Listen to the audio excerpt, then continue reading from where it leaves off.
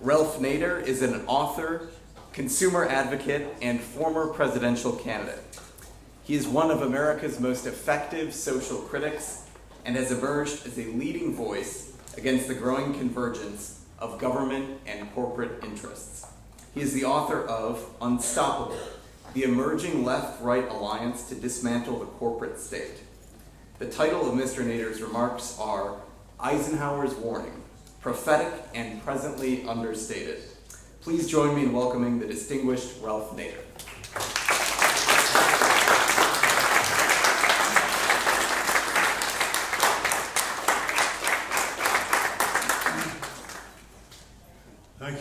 Thank you very much. I want to make some very compressed remarks.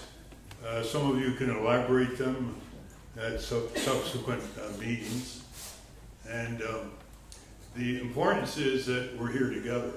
And the really only hope to deal with this monster that has emerged is a left-right alliance. Some of you may remember Ron Paul and Barney Frank had a congressional caucus to try to do something with the bloated military budget, which was a step, but then they both left Congress for other reasons.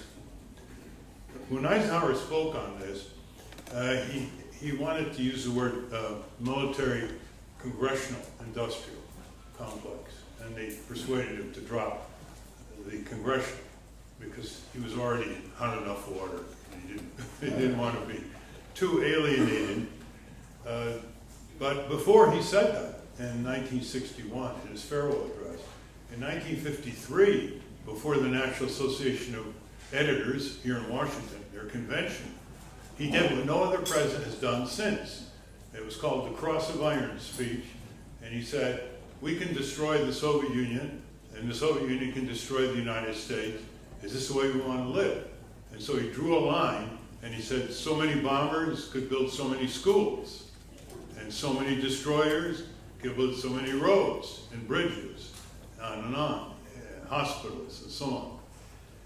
And it's interesting that no other president has come close to mentioning this kind of trade-off out of fear that comes from many directions. It's not just fear of Lockheed Martin's campaign contributions. It's fear of being denounced by the American Legion, the VFW, the labor unions who might lose jobs. It's a comprehensive source of dread for politicians. And so they have dropped the ball and have not upheld their congressional duties in terms of the appropriations, the authorization, the war declaration functions. And it's only gotten worse. The interesting thing about this is how it's gotten worse. And if you're a theoretician on statism or corporate welfare or the corporate state, apart from its horror, it is a fascinating exercise in corporate lawyer brilliance. And behind all of this are the corporate attorneys. Make no mistake about it. The structures of immunities and privileges, the contracts, the evasions, the ability to rationalize. The corporate law firms are the least reported institutions of power in our country.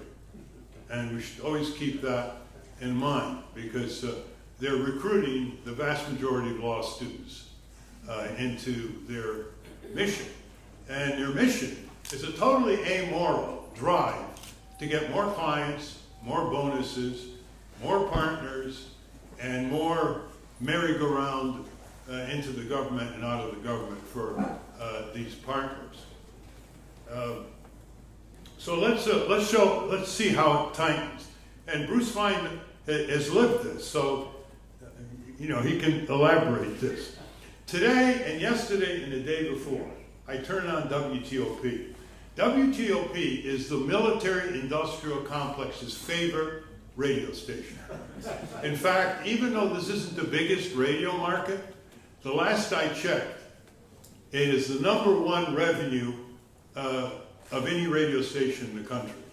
Well, first you have J.J. Green, who pairs up with advertisers from the military-industrial complex. Usually starts about 7:15 a.m. And the technique is J.J. Green scares us, and you know, they're coming everywhere, you know, from everywhere but UFOs. Terror, disaster, sabotage, and then comes the ad. You know, we'll take care of your software problems. We'll take care of your aircraft problems and so on. So in the last 3 days, just gradually turning this on, there's a contract, I couldn't quite catch the name because it was so quick, something like Huntington. And here's what it was. When you order 2 aircraft carriers at once, you get a bargain price. You save $2 billion. And you supply business for hundreds of suppliers in dozens of states. Catch that. And you also engage in job innovation. And you restore our aircraft carriers to 12. I always thought we already had 12. The nearest country challenging us is Italy with 2. Because an aircraft carrier today is useless except for empire, except for force projection, because it's a sitting duck. Now we're starting to say China. China bought a broken down Ukrainian aircraft carrier. You know, Black Sea, Ukrainian. They rebuilt it, and now they're building a more modern one. See the game that's played? Why WTOP? Because that's who members of Congress listen to for the sports and weather and traffic, etc. Now, that illustrates how they've neutralized the press. You have more full-time reporters working on Congress than ever in American history. Surprise. And you might say, why aren't we getting better stories? Because they're mostly ditto heads. They just ditto head themselves. And there's not that much to cover to begin with. Our revered Republican Party has decided they can have a massive tax break for the wealthy without any public hearings. Our revered Republican Party, masquerading as conservatives when they're really corporatists, wants to destroy the civil justice system, the tort law system. So they get 5 bills through the House of Representatives on a party line vote without a congressional hearing. I mean, it's only Jefferson and Madison and all the rest and the 7th Amendment and the second major complaint against King George III, taking away our trial by jury. You know, it's just trivial stuff like that. So the Hill doesn't cover it. Roll call doesn't cover the military up there. Political, why? Have you ever seen their publications? One page after another. McDonald, you know, and Lockheed and Boeing and Raytheon. They know where their bread's buttered. They've neutralized the media. The second intensivity of the military-industrial complex is even more beyond anybody's scenario of 30, 40 years ago. In 1992, Congress passed a law. Actually, it was 1990. It was enforceable in 92. That all government departments and agencies had to submit auditable data to the GAO in order to allow the GAO to audit the departments and agencies. That's the arm of Congress. Guess which department has violated it every year? They're in violation of federal law. It's the Department of Defense. And oh, they always promise. We'll have it in 1996, and we'll have it in 2001, and we'll have it in 2008. And every Secretary of Defense comes up that we do need to audit the Pentagon budget. At the same time, they make admissions like, oh, we can't account for $9 billion lost in Iraq, the criminal war in Iraq, in 1 year. $9 billion. You remember Dirksen? You know, $4 billion here, $2 billion there, $1 billion here. Pretty soon adds up to real money, huh? Then the Air Force admits, years ago, they have to buy billions of spare parts, billions of dollars spare parts, because he couldn't locate it in all its sprawling warehouses all over the world, where they had the spare parts.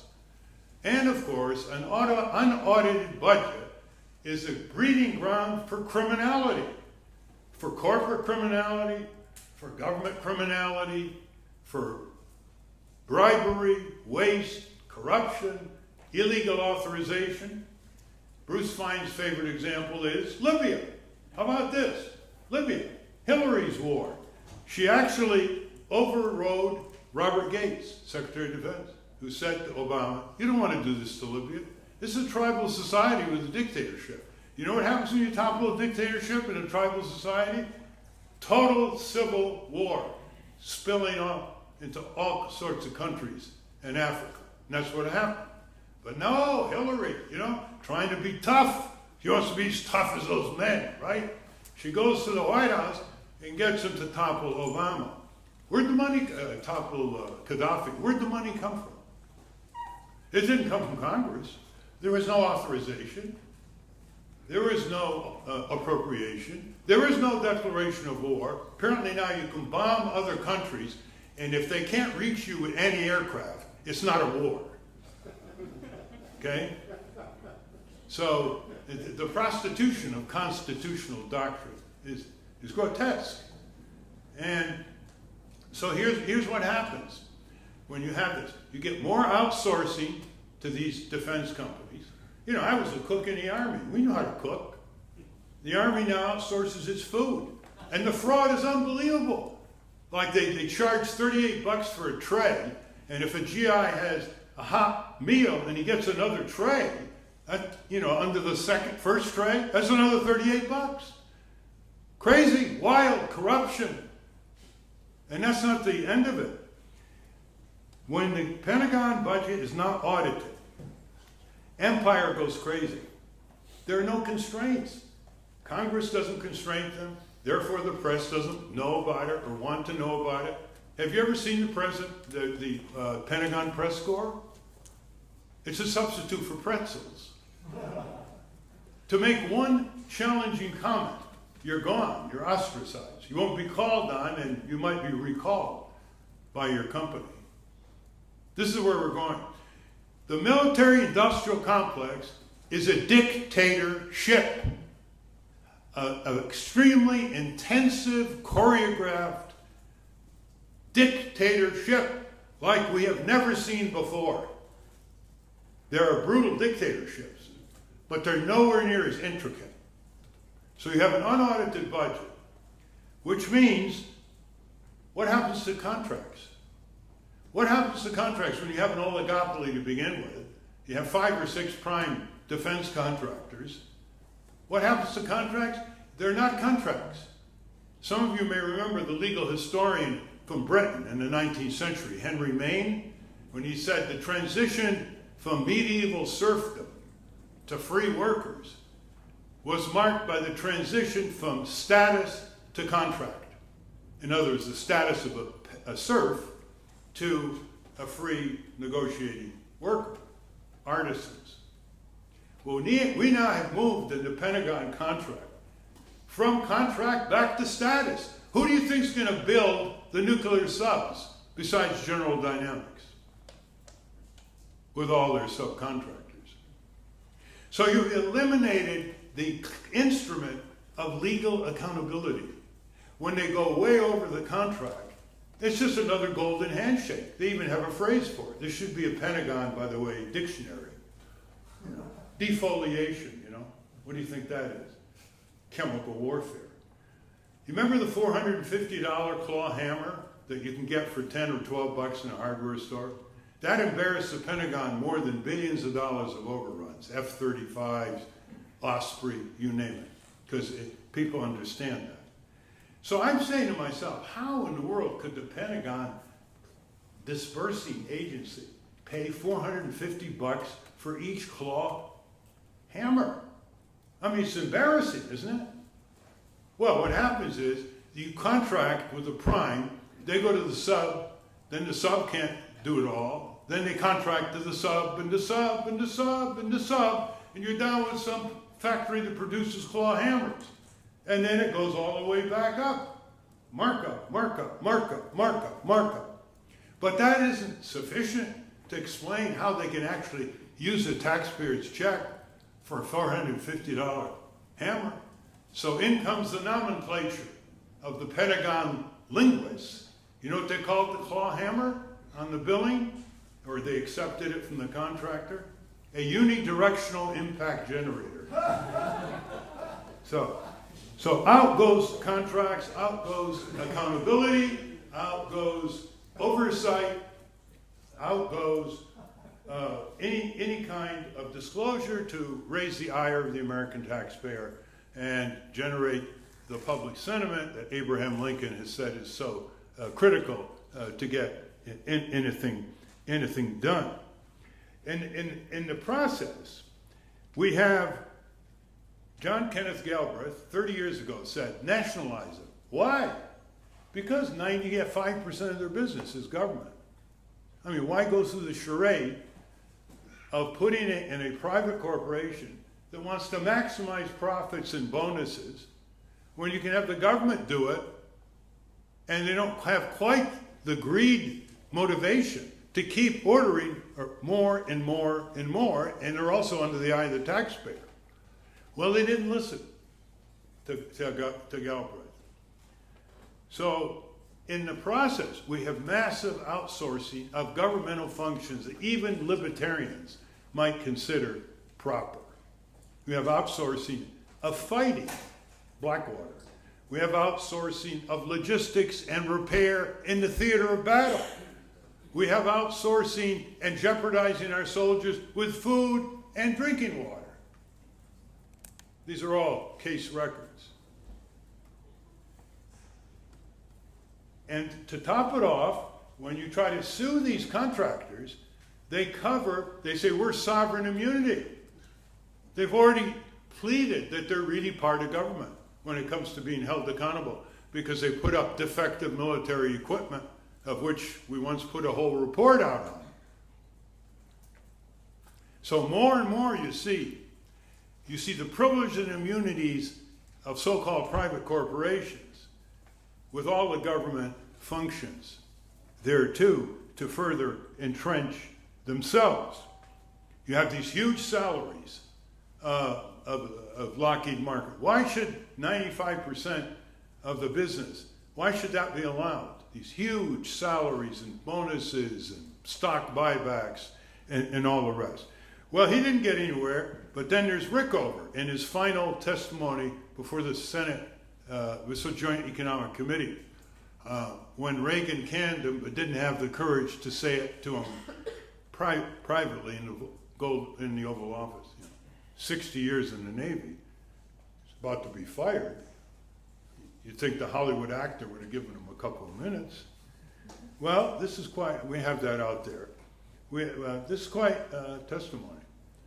He thought that there should be a naval shipbuilding company as a yardstick to the private shipbuilding companies, which he thought were ripping off the government big time and without any diminution in their ambitions.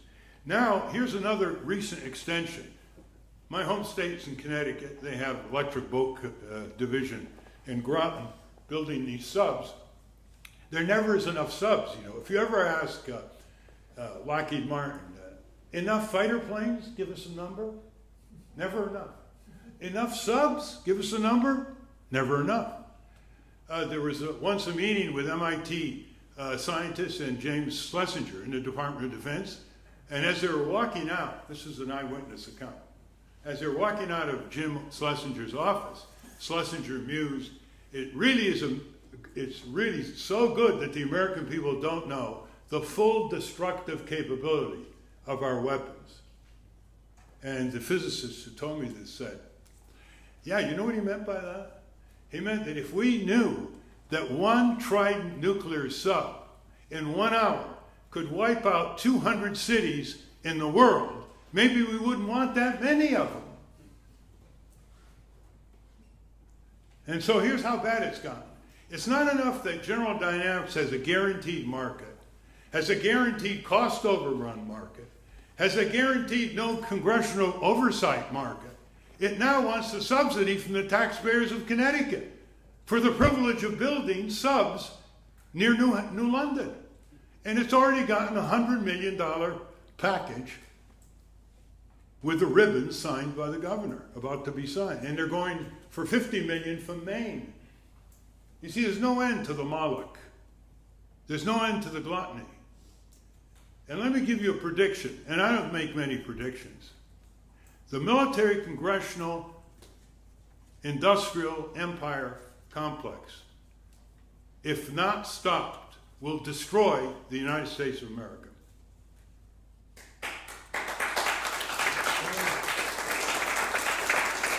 Because, among other things, it has no self-restraint.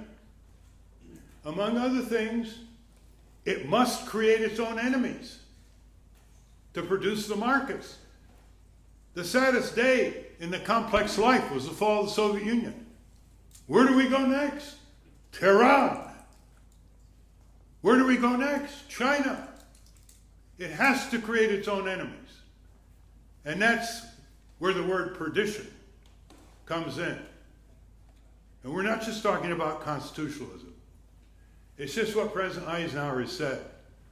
Every weapon system we don't need is food out of the mouths of babies, he said. It's health taken from parents for their children, and on and on. So what do we do about it? After all, we can go on all night in condemnation. It's the easiest subject to condemn. It's so against our traditions, our rule of law, our conservative principles, our liberal principles, our progressive principles, our libertarian principles. It's such a massive threat that we can disagree on a lot of other little things. It's like an invasion from Mars. It unifies us all. Patriotism? What patriotism do they have? They're not patriotic. Getting our country into criminal wars of aggression, violating the Constitution, federal statutes, international treaties that we sponsored and belong to, that's patriotism. Using soldiers who go into a voluntary army because they can't afford college and want to save a little money to support their tuition, and feeding them into that grinding machine where they go over and kill 100 people for every one of them that dies, and then they come back and see you later. But going out, they praise them like crazy. Flattery by the plutocracy is a controlling process. And then they say to people, shut up and shop after 9/11. Shut up and shop. And then we're told, thank you for your service. We're supposed to say this. Thank you for what? For being a victim of organized criminals who misuse our laws? Thank you. And when they come back, you're on your own. Stand in line in your wheelchair. I've seen it, and a lot of you have seen it. So what do? I wrote a little book called Breaking Through Power. It's easier than we think, and it applies here. And the book outside, for those of you who want to read and think, readers think, thinkers read. And apparently conservatives read more than liberals, judging by the bestseller list. Maybe that's because you dominate talk radio. It's the following. You start out with retired, enlightened military, diplomatic, and national security officials who know what the score is.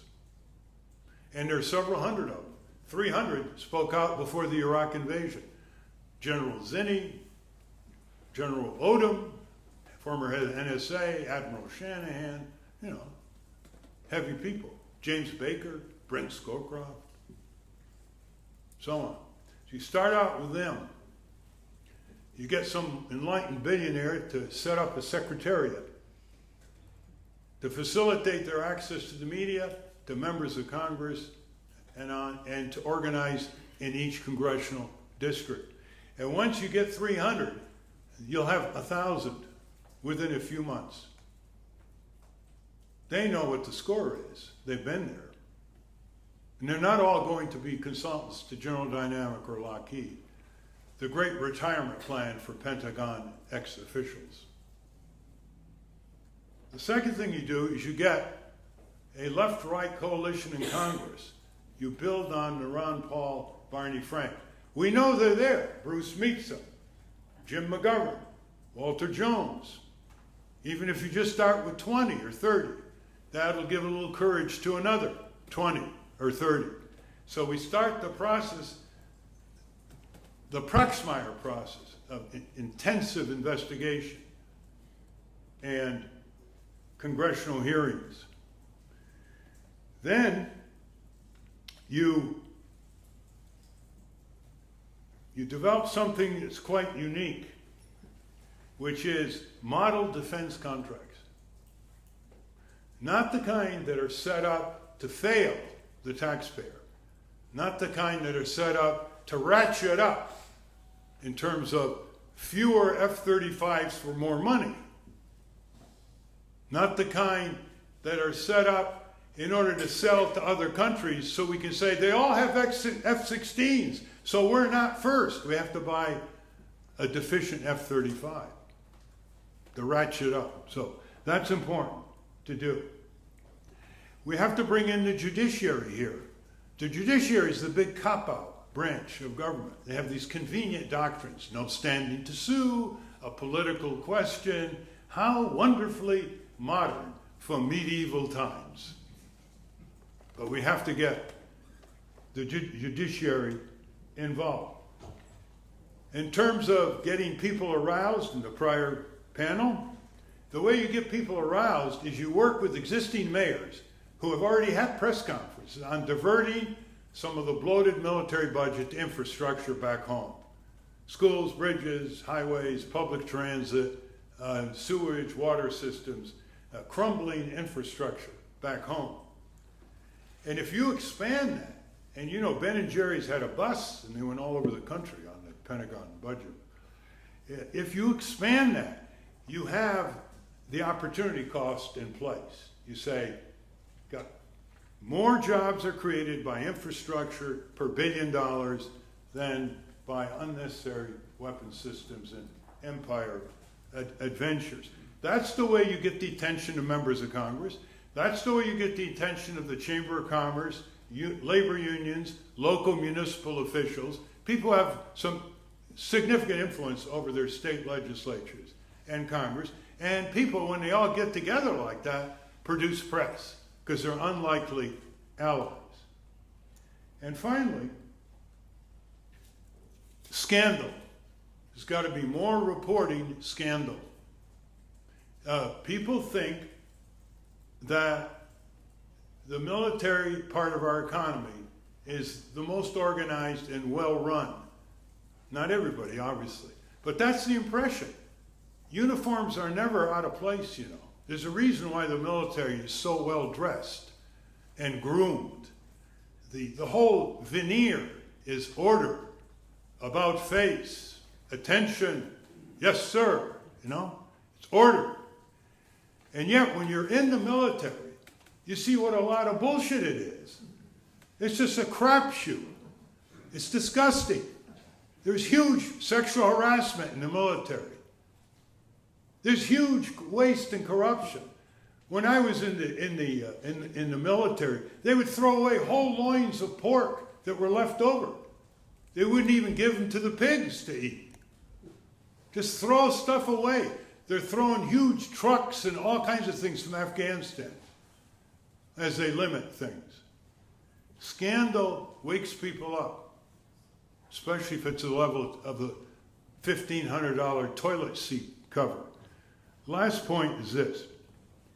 What we have to recognize is that the military-industrial complex compromises the three branches of government and neutralizes them and forces them to behave in unconstitutional and illegal matters. And so we have 1.2 million lawyers in this country. And they're more than just attorneys for clients.